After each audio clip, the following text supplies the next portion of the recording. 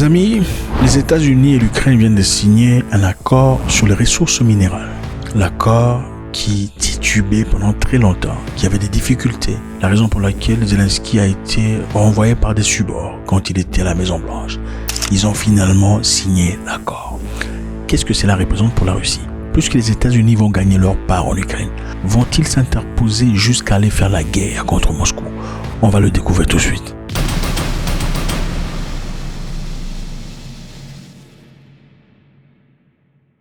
Salut à tous, c'est toujours un beaucoup de plaisir. Je pense que c'est essentiel qu'on parle de ce sujet. On en a parlé depuis très longtemps. Je crois qu'il faut comprendre où on en est.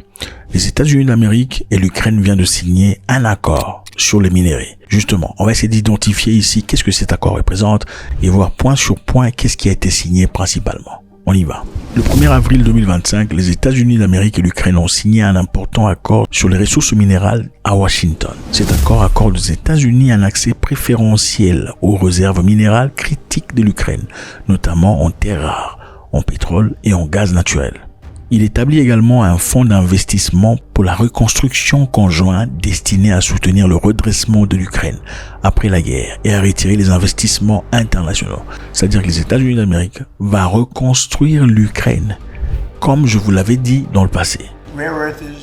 Les terres rares sont appelées rares pour une bonne raison, et elles sont abondantes. Nous avons conclu un accord qui garantit la sécurité de nos investissements et nous permet de commencer à exploiter et à faire ce que nous devons faire. Maintenant, qu'est-ce qui a été signé dans cet accord? Quels sont les points clés? On va essayer de décortiquer très rapidement les points clés qui ont été signés dans cet accord. Et qu'est-ce que ceci représente pour la Russie ou contre la Russie en effet? L'élément clé numéro 1, accès aux ressources. Les États-Unis vont bénéficier de manière prioritaire aux ressources de l'Ukraine. Deuxième point, fonds d'investissement. Fonds d'investissement pour la reconstruction. Un fonds commun sera créé entre l'Ukraine et les États-Unis pour reconstruire l'Ukraine. On va voir ça tout de suite. Troisième point, maintien de la souveraineté. Qu'est-ce que ça veut dire, maintien de la souveraineté? Est-ce que ça veut dire que les États-Unis vont s'interposer à la guerre contre la Russie?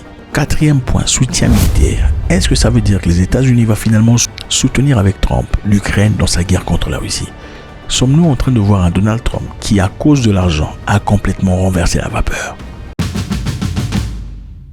Comme je vous l'ai dit précédemment, on va décortiquer maintenant ce qui a été agréé entre l'Ukraine et les États-Unis d'Amérique.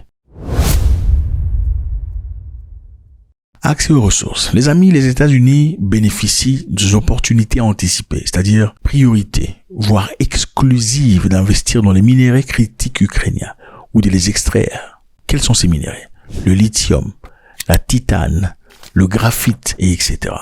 Ceci, évidemment, sont des matières très importantes, des matières rares qui sont très nécessaires à l'évolution, au progrès, à la technologie aujourd'hui. Qu'est-ce que ça veut dire? Ça veut simplement dire qu'avant que d'autres pays ou d'entreprises soient autorisés à aller investir en Ukraine dans ce matière, les États-Unis sera prioritaire à le faire. Et les États-Unis aussi se réservent le droit de pouvoir refuser à ce que n'importe quelle entité ou pays puisse partir extraire les minéraux en Ukraine. Cela veut dire que les États-Unis sont propriétaires pour les accords commerciaux liés à ces ressources, B, que les États-Unis peuvent bénéficier des conditions favorables pour l'exploration, l'exploitation ou les achats. C, les États-Unis doivent être consultés ou invités avant que l'Ukraine n'ouvre accès à d'autres investisseurs internationaux. Vous voyez un peu où on ensemble là. Donc avant que l'Ukraine n'accepte qui que ce soit dans son pays, dans ce marché, il faut que les États-Unis disent oui ou non. Ça vous paraît peut-être fou, on va vous donner un exemple très courant. Par exemple, vous connaissez la République démocratique du Congo, République démocratique du Congo. La Chine et la République démocratique du Congo ont un accord très similaire. La RDC détient 60% de réserves de cobalt au monde. Et ça, c'est un minéral essentiel pour les batteries et les véhicules électriques. Ça se trouve en République démocratique du Congo. Dans les années 2000, avec le président Kabila, la Chine a négocié avec la RDC des accords lui accordant accès prioritaire aux mines de cobalt en échange d'investissements d'infrastructures, comme les routes et les hôpitaux.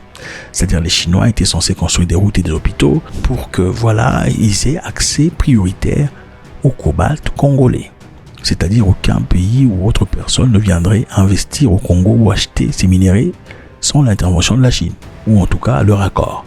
Malheureusement, les Chinois n'ont malheureusement pas fait ça. Ils n'ont pas construit de route, ni des hôpitaux comme prévu, mais ils ont quand même préservé et gardé l'accord. Les entreprises chinoises telles que comme China Molybdenum ont obtenu les droits prioritaires pour exploiter d'importants gisements de cobalt.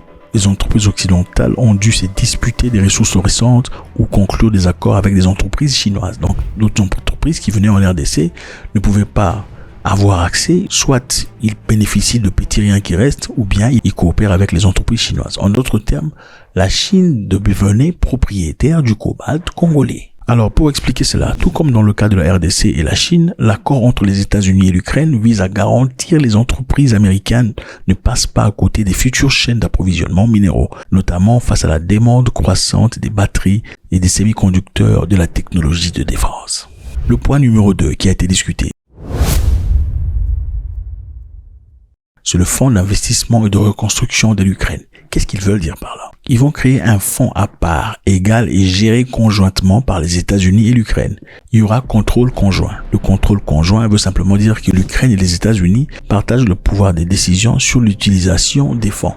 Mais on parle ici de l'argent qui provient des minéraux ukrainiens. Il n'y aura aucun retrait de fonds dans les 10 ans qui arrivent. Donc l'argent va entrer, l'argent va rester pendant 10 ans au moins. Les bénéfices vont rester en Ukraine pour reconstruire l'Ukraine et ses infrastructures. Les secteurs prioritaires sont les mines, les logistiques, les transports, les réseaux électriques et autres infrastructures liées à l'exploitation minière. L'Ukraine est évidemment propriétaire des minerais. Les États-Unis ont certes le privilège d'accès aux ressources et droits d'investissement, mais ils ne possèdent pas les ressources elles-mêmes. L'Ukraine contrôle les licences et les opérations. Seul le gouvernement ukrainien peut approuver les exploitants, la quantité extraite et les conditions d'exploitation. Numéro 4. Les États-Unis vont fournir des aides militaires à l'Ukraine. C'est là que se pose le danger, les amis. Ceci, évidemment, c'est dans l'objectif de protéger l'Ukraine contre la Russie. L'objectif est de moderniser les armes de l'Ukraine et leur donner une capacité à hauteur de l'OTAN pour une probable interopérabilité dans le futur. Alors, les États-Unis vont armer l'Ukraine. Ils auront des armes et équipements tels que systèmes de défense aérienne, artillerie, 3. Véhicules blindés, 4. Armes anti-chars, 5. Drones et outils de surveillance. Les Américains vont aussi former les Ukrainiens, c'est-à-dire la formation et la doctrine. Les forces ukrainiennes seront formées aux tactiques conformes aux normes de l'OTAN. Vous savez, vous vous rappelez, Poutine avait dit qu'il ne veut pas que l'Ukraine fasse partie de l'OTAN. Donald Trump est prêt à former et à armer les Ukrainiens à hauteur et aux tactiques de l'OTAN pour une probable interopérabilité du futur. Pendant les entraînements, il y aura des opérations conjointes avec des alliés occidentaux. Il y aura évidemment l'utilisation des armements militaires américains et européens. En bref, vous comprenez ce que c'est, les amis. En 4 points, on essaie de voir un peu ce qui se passe. Dans cet accord signé par Trump et l'Ukraine, les États-Unis auront accès aux ressources. 2. Il y aura un fonds d'investissement pour la reconstruction de l'Ukraine. 3. Il y a une stratégie de maintien de souveraineté. 4. Un soutien militaire venant des États-Unis d'Amérique. Maintenant, on comprend ici que les États-Unis ont désormais accès à l'Ukraine et à beaucoup de choses. Les Américains sont capitalistes. Vont-ils laisser la Russie entrer et faire ce que la Russie fait aujourd'hui, maintenant que cet accord est signé? Parce qu'évidemment, pour extraire les minéraux et bénéficier, il faudrait qu'il y ait la paix. Alors, que va-t-il se passer maintenant? Point d'interrogation. Monsieur Trump disait-il la vérité quand il disait qu'il finirait cette guerre en 24 heures? Comme vous le savez, je m'entends très bien avec Poutine. Je dirais à Poutine, il faut trouver un arrangement. Je dirais à Zelensky, tu dois trouver un arrangement. Je dirais à l'autre, gagne de l'argent. Je dirais à l'autre, tu n'en auras pas. J'obtiendrai un arrangement en 24 heures.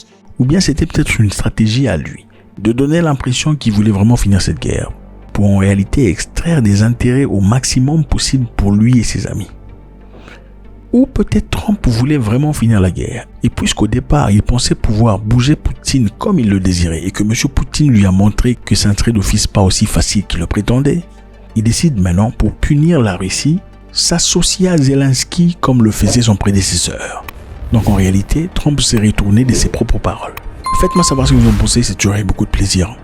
God bless.